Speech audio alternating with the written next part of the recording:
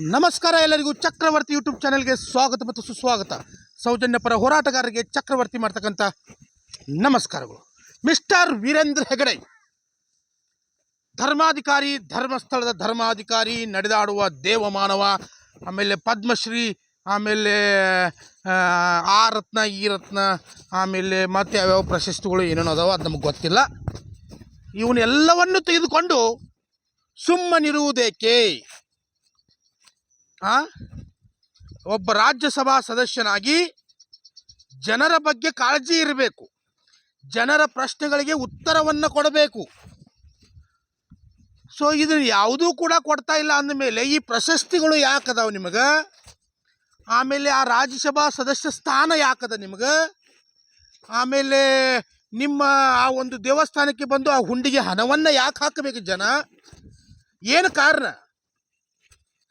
ಆ ಹುಂಡಿ ಹಣವನ್ನು ತಗೊಂಡ ನೀವು ಅದನ್ನು ಕಿಸಾಗಿ ಇಟ್ಕೊಂಡು ಚೈನಿ ಮಾಡ್ತೀರಿ, ಇದೊಂದ ಹೌದಲ್ಲ? ಮಂಜುನಾಥೇನು ಬಂದು ದೇವ್ರಿಗೆ ಹುಂಡಿ ಹಾಕತ್ತೆ ಹೇಳಿಲ್ಲಲ್ಲ.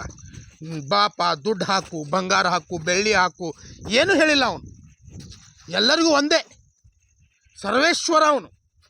ಆದ್ರೆ ಮಂಜುನಾಥ್ ಒಂದು ಒತ್ತಾಡಿ ಕೂತು ನಿಮ್ಮಲ್ಲೇ ನಾವು ಮಂಜುನಾಥನ ಏನು ಮಾಡಿದಿರಪ್ಪ ಅಂದ್ರೆ ಒಂದು ಮೂಲ್ಯಾಗ ಕುಣಿಸಿ ದೇವರಾಗಿ ವೀರೇಂದ್ರ ಹೆಗಡೆ ಮೆರೆಯಾಕದಾನ. ದೊಡ್ಡ ದೇವ್ರು ಯಾರಪ್ಪ ಅಂದ್ರೆ ವೀರೇಂದ್ರ ಹೆಗಡೆ, ಸಣ್ಣ ದೇವ್ರು ಯಾರಪ್ಪ ಅಂದ್ರೆ ಹರ್ಷೇಂದ್ರ ಜೈನ್. ಆಮೇಲೆ ಇನ್ನು ಉಳಿದ ಬಾಲಂಗೋಚಿಗಳು ಯಾರಪ್ಪ ಅಂದ್ರೆ ಈ ವದಾವಲ್ರಿ ಕಾಂಚಿ ಪಿಂಚಿ, ಇವರೆಲ್ಲ ಏನಪ್ಪ ಅಂದ್ರೆ ಸಣ್ಣ ದೇವ್ರುಗಳು. ಇವರೆಲ್ಲ ಕಾಂಟ್ರಾಕ್ಟ್ ತೊಗೊಂಡಾರ್ರಿ ದೇವ್ರ ಕಡೆಯಿಂದ, ಕಾಂಟ್ರಾಕ್ಟ್ ತೊಗೊಂಡಾರ ಇವ್ರು. ನಿಮ್ಮನ್ನೆಲ್ಲ ಏನಪ್ಪ ಅಂದ್ರೆ ಬರೀ ನಾವು ಸಿಂಹಾಸನ ಮ್ಯಾಗ ಕುಂಡಿಸ್ತೀವಿ, ಉಳ್ಕಿದ್ದೆಲ್ಲ ಆಳ್ವಿಕೆ ಯಾರದಪ್ಪ ಅಂದ್ರೆ ನಮ್ಮದ, ಹೆಸರು ನಿಮ್ಮದ, ಬಸರು ನಮ್ಮದ. ಈ ಲೆಕ್ಕನ್ಯಾಗ ಇವ್ರ ನಾನು ವೀರೇಂದ್ರ ಹೆಗಡೆ ಅವ್ರಿಗೆ ಕೇಳೋದು, ಇಷ್ಟೆಲ್ಲ ಜನ ಪ್ರಶ್ನೆ ಮಾಡ್ತಾ ಇದ್ದಾರೆ, ಇಷ್ಟೆಲ್ಲ ಜನ ಹೋರಾಟ ಮಾಡ್ತಾ ಇದ್ದಾರಲ್ಲ, ಒಂದು ದಿನ ಆದರೂ ಬಂದು ಯಾವುದೇ ಒಂದೇ ಒಂದು ಪ್ರಶ್ನೆಗೆ ಉತ್ತರವನ್ನು ಕೊಟ್ರಿ? ಕೊಡಲಿಲ್ಲ.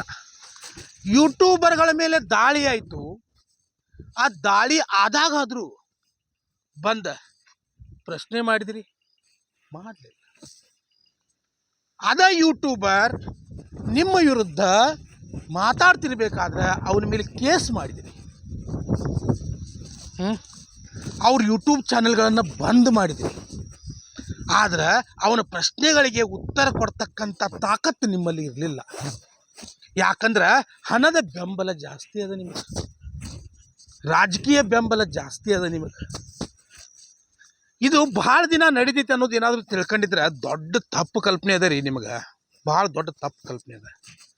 ಓಕೆ, ಇವತ್ತು ಒಬ್ಬನ ಕೊಲ್ಲಬಹುದು, 4 ಮಂದಿನ ಕೊಲ್ಲಬಹುದು, 10 ಮಂದಿನ ಕೊಲ್ಲಬಹುದು. ನೀವು ಇಡೀ ದೇಶದ ಜನರನ್ನು ಕೊಲ್ಲೋದಕ್ಕೆ ಸಾಧ್ಯ ಅದ? ಇಡೀ ದೇಶದ ಜನರು ಬಾಯಿ ಮುಚ್ಚೋಕ್ಕೆ ಸಾಧ್ಯ ಅದ? ಮುಚ್ಚಕ್ಕಾಗಂಗಿಲ್ಲ. ಗಡಿಗೆ ಬಾಯಿ ಮುಚ್ಚಬೋದ್ರಿ, ಜನರ ಬಾಯಿ ಮುಚ್ಚಕ್ಕಾಗಂಗಿಲ್ಲ. ಇದನ್ನ ನೆನಪಿಟ್ಕೊಳ್ರಿ ಮಿಸ್ಟರ್ ವೀರೇಂದ್ರ ಹೆಗಡೆ ಅವರು. ಆಮೇಲೆ ಆ ಯಾವನೊಬ್ಬ ಬೋಳಾಂಗಡಿ ಹೇಳ್ತಾ ಇದ್ದ, ಪತ್ರಿಕೋದ್ಯಮ ಅನ್ನೋದು ಈಗ ಉಳಿದಿಲ್ಲ, ಧರ್ಮ ಅನ್ನೋದು ಉಳಿದಿಲ್ಲ ಅಂತಂದು ಹೇಳಕತ್ತಿದ್ದ. ಎಲ್ಲರೂ ಕೂಡ ವೀರೇಂದ್ರ ಹೆಗಡೆ ಅವರ ವಿರುದ್ಧವಾಗಿಯೇ ಮಾತಾಡ್ತಾ ಇದ್ದಾರೆ. ಎಲ್ಲಿ ಮಾತಾಡಕತ್ತಾರಪ್ಪ ಮಿಸ್ಟರ್ ವೀರೇಂದ್ರ ಹೆಗಡೆ ಅವರೇ? ಆ ಬೋಳಾಂಗಡಿ ಮಾತಿಗೆ ನೀವೇ ಉತ್ತರ ಕೊಡಬೇಕಾಗಿತ್ತು. ಎಲ್ಲರೂ ಕೂಡ ಎಲ್ಲ ಪ್ರತಿಯೊಂದು ನ್ಯೂಸ್ ಚಾನಲ್ ನಿಮ್ಮ ವಿರುದ್ಧನೇ ಮಾತಾಡಕತ್ತ ಹೇಳ್ತಾರೆ. ಅಂದ್ರೆ ಏನಪ್ಪ ಅಂದ್ರೆ ಒಂದು ಕಣ್ಣಿಗೆ ಸುಣ್ಣ, ಇನ್ನೊಂದು ಕಣ್ಣಿಗೆ ಬೆಣ್ಣೆ ಹಚ್ಚಿ ಬಾರ್ಸಕ್ಕೆ ನೋಡಕತ್ತೀರಿ ಎಲ್ಲರೂ. ಇಡೀ ಕರ್ನಾಟಕದ ನ್ಯೂಸ್ ಚಾನೆಲ್ಗಳು ಎಲ್ಲ ನಿಮ್ಮ ಪರವಾಗಿನ ಹೋಗ್ಕೊಳಕದಾವಲ್ಲ, ಮೇನ್ ಸ್ಟ್ರೀಮ್ ಮೀಡಿಯಾಗಳು. ಆ ಬೋಳಾಂಗಡಿನ ಯಾಕೆ ಬಿಟ್ಟಿದ್ದೀರಿ ಅನ್ನೋದು ಅರ್ಥ ಆಗಿಲ್ಲ ನನಗೆ.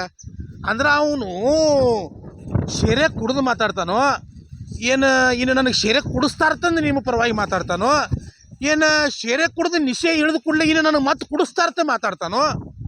ಅವ ಏನು ಮಾತಾಡ್ತಾನಂಗೆ? ಇಡೀ ನ್ಯೂಸ್ ಚಾನಲ್ಗಳು, ದರಿದ್ರ ನ್ಯೂಸ್ ಚಾನಲ್ಗಳು ಏನದಾವಲ್ಲ, ಹನುಮವ್ವ, ರಂಗವ್ವ, ಬಂಗವ್ವ, ಚಂಗವ್ವ ತಂದ ಇವೆಲ್ಲ ಚಾನೆಲ್ಗಳು ನಿಮ್ಮ ಪರವಾಗಿನೇ ಇರಬೇಕಾದ್ರೆ ಬೋಳಾಂಗಡಿ ಬಂದ ನಿಮ್ಮ ವಿರುದ್ಧ ಅದಾವತ್ತಂದು ಹೇಳ್ತಾನಲ್ಲ, ನಾಚಿಕೆದು ಐತಿಲ್ಲ ಅವ್ನು? ನಾಲ್ಕು ನನ್ನ ಮಗನಿಗೆ ನಾಚಿಕಿಲ್ಲ ಅವನಿಗೆ? ಒಂದು ಹೆಣ್ಣು ಮಕ್ಕಳ ಮೇಲೆ ಅತ್ಯಾಚಾರ ಆಗ್ಯದ, ಎಷ್ಟೋ ಅತ್ಯಾಚಾರ ಪ್ರಕರಣಗಳು ನಡೆದು ಹೋಗ್ಯಾವ. ಇಷ್ಟು 4 ಹಡಿಸಿ ಸುಳೆ ಮಕ್ಕಳು ಅತ್ಯಾಚಾರಗಳನ್ನು ಮಾಡಿದ್ದಾರೆ, ಅತ್ಯಾಚಾರಿ ಸುಳೆ ಮಕ್ಕಳು. ಅದ್ರ ವಿರುದ್ಧ ಮಾತಾಡೋದನ್ನು ಬಿಟ್ಟು ನೀವೆಲ್ಲ ಏನು ಮಾಡ್ತೀರಪ್ಪ ಅಂದ್ರೆ ಒಬ್ಬ ವ್ಯಕ್ತಿಯನ್ನು ಹಿಡ್ಕೊಂಡು ಒಬ್ಬ ವ್ಯಕ್ತಿಯ ಪರವಾಗಿ ಮಾತಾಡೋದು ದೊಡ್ಡ ತಪ್ಪಾಗ್ತದೆ. ಅವ ಯಾವ ನಡೆದಾಡುವ ದೇವಮಾನವ ಅಲ್ಲ, ಹೆಂಗಾಗ್ತಾನ? ಹಾಂ, ಮಂಜುನಾಥನೇ ಒಂದು ಮೂಲ್ಯಾಕ ಕುಣಿಸ್ಯಾನ. ದೇವರು ನೋಡ್ಬೇಕ್ರಿ, ಮಂಜುನಾಥನ ಪೂಜೆ ನಡೆಯೋ ಟೈಮ್ನಾಗ ವೀರೇಂದ್ರ ಹೆಗಡೆ ಎಲ್ಲರೂ ಹೊರಗಡೆ ಬಂದಂದ್ರೆ ದೇವಸ್ಥಾನಕ್ಕೆ ಜನ ಎಲ್ಲ ಮಂಜುನಾಥನ ಮರೆತು ವೀರೇಂದ್ರ ಹೆಗಡೆನ ಕಾಲು ಬಿಡಕ್ಕೆ ಹೋಗ್ತಾರ್ರಿ. ಇದರ ಅರ್ಥ ಮಂಜುನಾಥನಕ್ಕಿಂತ ದೊಡ್ಡವ ಯಾರಾಗ್ಯಾನಪ್ಪ ಅಂದ್ರೆ ಅಲ್ಲಿ ಮಿಸ್ಟರ್ ವೀರೇಂದ್ರ ಹೆಗಡೆ ಆಗ್ಯಾವ್ರ. ಹೌದಲ್ಲ? ನಡೆದಾಡುವ ದೇವ ಮಾನವನ ಆಗಿದ್ರ ರಾಜಕೀಯಕ್ಕೆ ಯಾಕೆ ಎಂಟ್ರಿ ಕೊಟ್ಟರು? ರಾಜಕೀಯ ಮತ್ತು ಆಧ್ಯಾತ್ಮಕ್ಕೆ ಅಜಗಜಾಂತರ ವ್ಯತ್ಯಾಸದ. ರಾಜಕೀಯಕ್ಕೆ ಎಂಟ್ರಿ ಕೊಟ್ಟಿದ್ದು ಯಾಕಪ್ಪ ಅಂದ್ರೆ ಎಲ್ಲ ಹುಳುಕು ಮುಚ್ಚಬೇಕಲ್ರಿ, ಎಲ್ಲ ಹುಳುಕುಗಳು ಮುಚ್ಚಬೇಕು. ಏನೇ ಆದರೂ ಕೂಡ ಏನೇನು ನಡೆದಿದ್ದಾವಲ್ಲ ಪ್ರಕರಣಗಳು ಎಲ್ಲದಕ್ಕೂ ಕೂಡ ಅಂತ್ಯ ಹಾಡಬೇಕಂದ್ರೆ ರಾಜಕೀಯಕ್ಕೆ ಇಳಿಬೇಕು. ಹೌದು, ಈಗಿನ ಪರಿಸ್ಥಿತಿ ನೋಡಿದೇವಲ್ರಿ ನಾವು. ಅಲ್ಲಿ ಮೊನ್ನೆ 13 ವರ್ಷದ ಬಾಲಕಿ ಮೇಲೆ ಅತ್ಯಾಚಾರ ಆಯಿತು.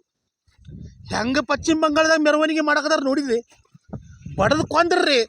ಅವನವನು ನಾವು ಯಾಕೆ ಗತಿ ಅದೀವಿ ಇನ್ನೂ ಅಂತಂದ್ರೆ ನಮಗೆ ತಿಳಿವಾತಗೆ. ನಾವು ಗಂಡಸರು ಹೆಂಗಸರು ಇನ್ನು ನಾಮರ್ದ ನನ್ನ ಮಕ್ಕಳು ಅನ್ನೋದು ನಮಗೆ ತಿಳಿವಾತಗೆ. ಯಾಕಂದ್ರೆ ಅತ್ಯಾಚಾರಿಗಳು ಕಣ್ಣು ಮುಂದೆನೇ ಇರಬೇಕಾದ್ರೆ ಯಾರು ಕೂಡ ತುಡಿ ಬಿಸ್ತಾ ಇಲ್ಲ. ಈ ಸಂದೇಶದಂತವರು ನನ್ನ ಹತ್ರ ಸಾಕ್ಷಿ ಇದೆ.